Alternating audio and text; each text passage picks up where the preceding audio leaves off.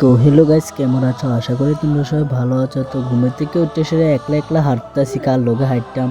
তো দেখো আকাশের অবস্থা, কালকে বৃষ্টি হয়েছে কিন্তু কিভাবে জল যাইতেছে যাওনি। তো আর একটা কথা তোমরা কইতাম চাই, আমি 2 বছর পরে গেছি আমি আগরতলা মামাতারা বাড়িতে। আমি কিরে যাই না যাওনি, মানে আগরতলা গিরলে আমার মাথা পুরা খারাপ হয়ে যায়, যে মশা, অতিরিক্ত মশা। তো মশার কথা কইয়া তো লাভ নাই। তো মাসি তারা ঘরের থেকে ভাত টাত খেয়ে এসে সকালে যাইতেছি গিয়ে একটা দিদি তারা বাড়ি। তো আগরতলা গিয়ে এসে না ভিডিও করছি, তারপরে একটা দিদি দেখছে আমরা ভিডিও দেখে সেটা কইতেছে দাদারা শুধু কল করতেছে তারা বাড়ি যাইতাম।